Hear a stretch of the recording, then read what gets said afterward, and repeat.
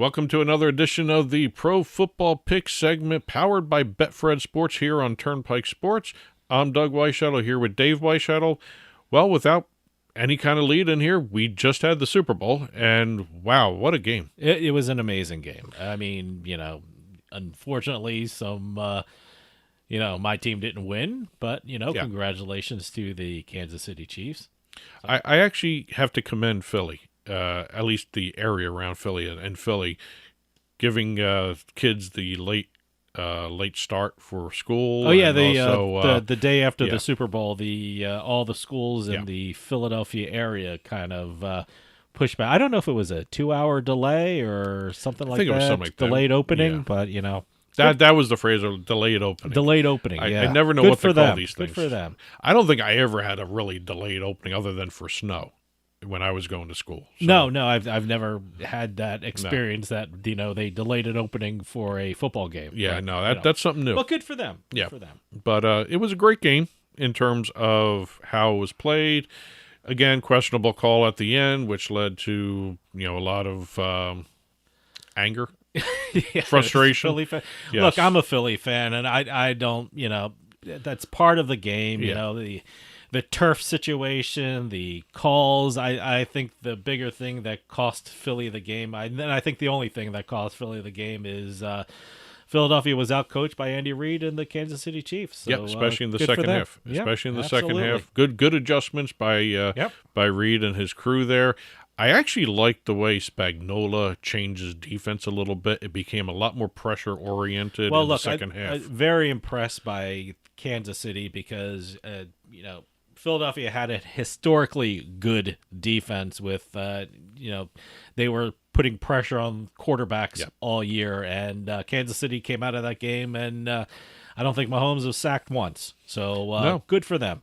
Matter of fact, I think there were only 2 sacks in the game, which was against the Eagles. I think. Yeah, I think there might have been 1 or 2. I don't know, but there wasn't a lot of sacks. And also, it really wasn't a sack. It was Jalen Hurts getting forced out of bounds behind the line of scrimmage. Yeah, they didn't really put him down. Let me tell you something. I had one of my prop bets. It was like over 5.5 sacks for the entire game. Yeah. So it's just I was very surprised. How well the offensive line of Philly is great, so I didn't expect them to give up a lot of sacks, but good on the Kansas City Chiefs line because they really kept Mahomes upright. I mean, he had that scary situation at the end of the first half where he went off limping, but he pulled it together. And then he had that long run towards the end of the game. He looked good. He looked good. But let's head on over to our Super Bowl recap, and we'll talk about some of the prop bets that we had as well as the picks that we made for the big game.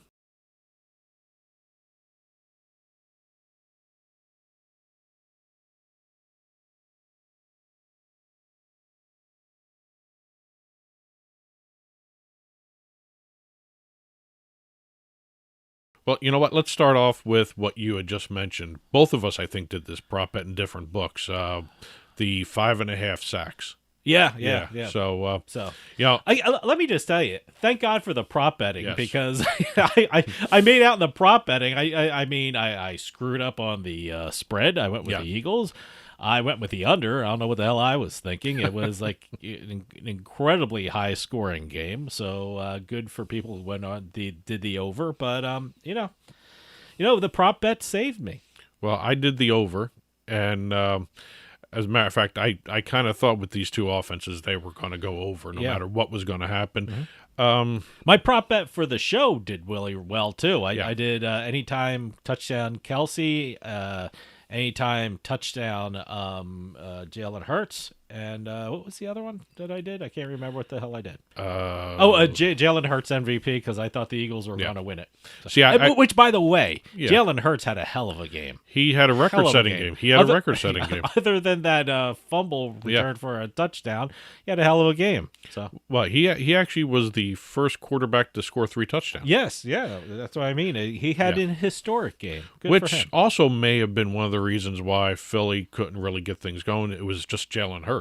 I mean, if you think about it, if he's the only guy scoring touchdowns, that kind of may have had something to do with I think the receivers were great for Philly. That was one of my prop bets that I did well on. I had over 6.5 wide receivers for the Philadelphia Eagles. So and they had 7 people catch balls. So good.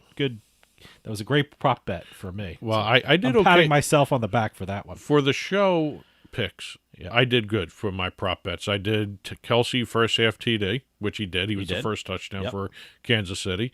I did Jalen Hurts longest pass, 35 or more yards. He did a 44-yard pass to, was it Devonta Smith or A.J. Brown? I can't remember. Oh, A.J. Brown. A.J. Brown.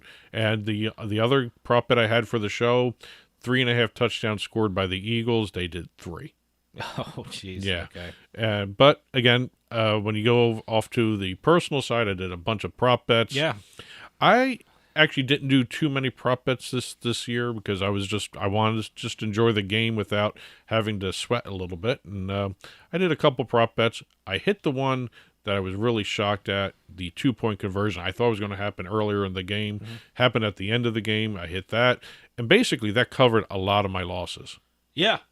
And that's one of the things I've always liked doing with the prop bets is trying to figure out which ones I can put the most money on to cover all the other ones that I stupidly do. You know, one I lost on that I thought was I had a shot with is over 1.5 coaches challenge for the game. There was only one coach's challenge from Andy Reid, but no, I did well. I did Eagles over their rushing yards. I got that. I got the Gainwell over his rushing yards. I got that. But yeah, I did pretty good. I did Kelsey. I think everyone had a prop bet on Kelsey. Oh, yeah. And I think it paid off. Jalen Hurts touchdowns. I did very well on the prop bet side. Well, the one prop bet I thought was going to hit, especially given the way these two offenses operate. I've done this in the past before, and I've hit it. I know what you're talking each about. and every time I've played it.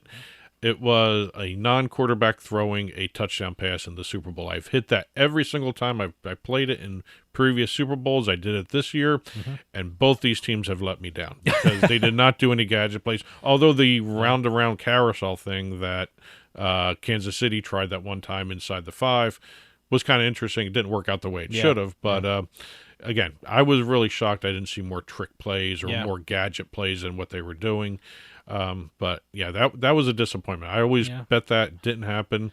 The 5.5 sacks, I'm still shocked at because I thought we were going to see people in the backfield all the time. Yeah, and it just didn't materialize. Yeah, the one thing I did was AJ Brown. I got over 72.5 yards, so I got that one. I did a bet on the Eagles' first touchdown being a rushing touchdown, and I got that. So all in all, a very, very good, very good Super Bowl. The actual game itself, I did terrible on. I went with the Eagles and I went with the under. I did terrible on that, but my prop bet saved me. Well, I went 50% on the game itself. I went with Eagles and the over, but I had a 10-leg parlay that came very close to hitting. I hit 9 of the 10 legs. And it was because Mahomes did not get 200 yards passing. I had the same thing. Here, this is what I had. I missed on a 5-leg parlay. Kelsey anytime touchdown, Hurts anytime touchdown, and these were adjusted numbers. Yeah. Travis Kelsey, 40-plus yards receiving. Hurts, 200-plus yards passing. And the one I lost on was Mahomes, 225-plus yards passing. I hit on everything else. And That leg was the one I thought, certainly Mahomes will get over 225 yards, but that's the one I didn't get. The other prop bet I'm disappointed in that I did was Tony, the receiver for he actually had that record-setting punt return, brought it back down to the 5, but I had a prop bet that he would get 25 receiving yards. He did not. Can I tell you a story with a lot of people lost on, and talk about a bad beat. Now I did not bet on this, so this is an interesting thing. Rushing yards for what was his name? You mean Pachenko? No, Boston Scott. Boston Scott. Yeah, he had 8.5. Yep. Of rushing yards. The first carry he did was 9 yards.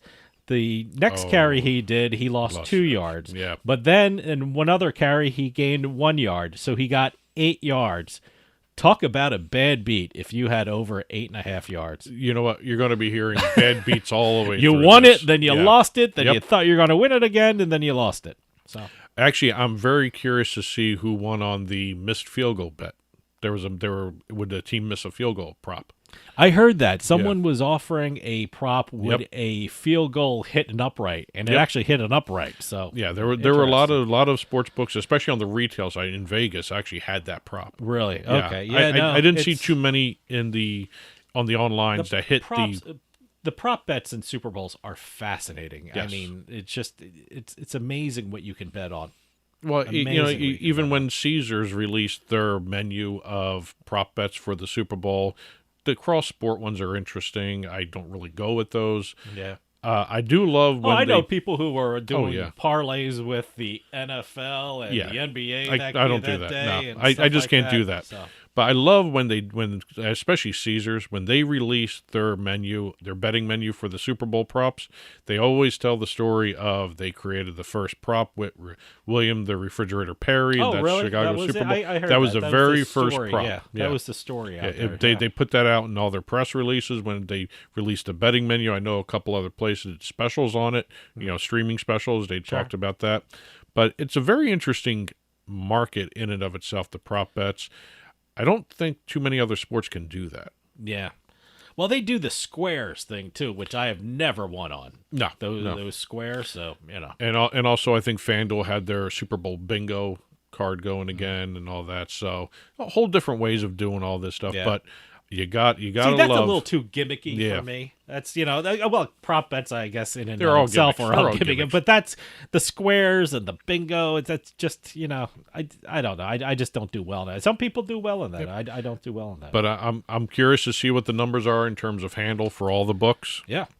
I'm curious to see the breakdown between the handle of how much was single game parlays or parlays themselves, and also I want to know what in-play betting did, because this is the first time that's been available for a Super Bowl. Yeah. So it'll be fun to see the numbers. But that's it for the Turnpike Sports Pro Football Picks powered by Betfred segment. NFL season has concluded. Yes. So And big thank you to Betfred Sports. It was a lot of fun. You have a great sports book. They had great lines. It was such a lot of fun. a lot of fun to work with them. Yep, absolutely. Great guys over there. Brian Bennett, everybody over there, great people. And that'll do it for us this week. We'll see you next time on the Turnpike.